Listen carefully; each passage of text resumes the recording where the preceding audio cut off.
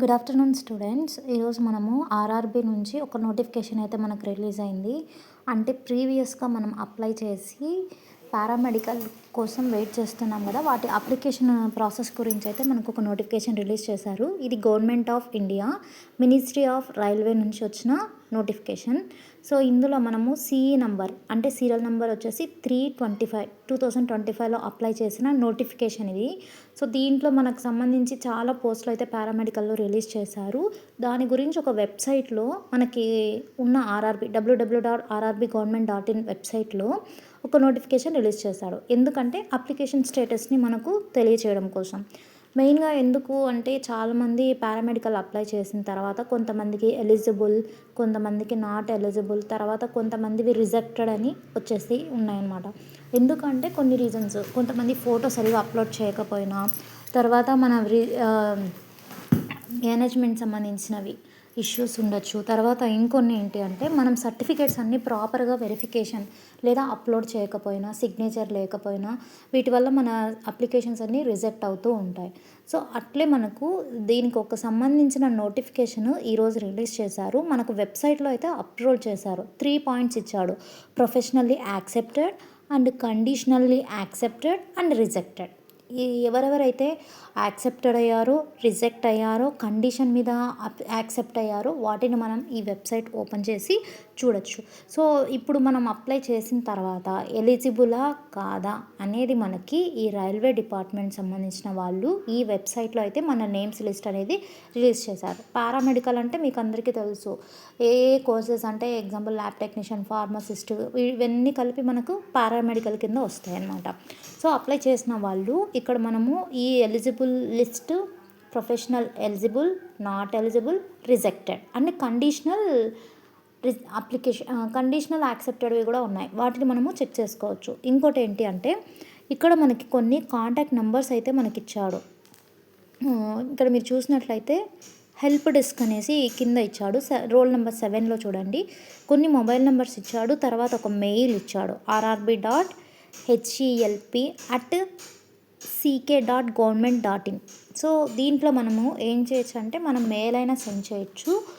ఒకవేళ మనం by mistake ineligible లిస్ట్లో ఉన్నా, లేదంటే రిజెక్టెడ్ పెట్టేసిన, దాని ఇష్యూస్, మనకున్న ప్రాబ్లమ్స్ అన్నీ మనము ఈ నెంబర్కి కాల్ చేయడం లేదా వాళ్ళు ఇచ్చిన మెయిల్కి సెండ్ చేయడం చేయాలి. బట్ కింద ఇక్కడ ఇచ్చాడు timing from 10 AM to 5 PM.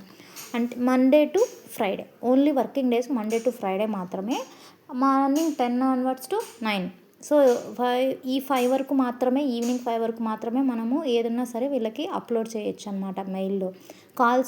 ఈ కాల్స్ కూడా వాళ్ళు ఇచ్చిన టైంల ప్రకారం మాత్రమే మనము కాల్స్ చేయాల్సి ఉంటుంది. అంటే మనకి సంబంధించిన ఇష్యూస్ ఏమన్నా ఉన్నా, తర్వాత మనకి ఎందుకు రిజెక్ట్ అయ్యింది అవి మనం తెలుసుకోవాలనుకున్నా, మనం వాళ్ళతో ఏదైనా షేర్ చేసుకోవాలి అనుకుంటే ఇక్కడ ఇచ్చిన కాంటాక్ట్ నెంబర్స్ అండ్ మెయిల్కి మాత్రం మనం కంపల్సరీ అప్లోడ్ చేయాల్సి ఉంటుంది.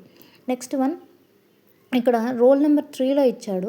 2లో చూడండి, రోల్ నెంబర్ 2లో అయితే SMS మనము మొబైల్కి సంబంధించిన మనకి అంటే మనం ఏదైతే నంబర్ అప్లికేషన్లో ఇచ్చామో ఆ నంబర్కి మెసేజ్ వస్తుంది. లేదంటే ఒకవేళ మనం మెయిల్ ఇచ్చింటే ఆ మెయిల్కి కూడా మనకి మెయిల్ అనేది వస్తుందన్నమాట. ఇది సెకండ్ రోలో ఉండేది.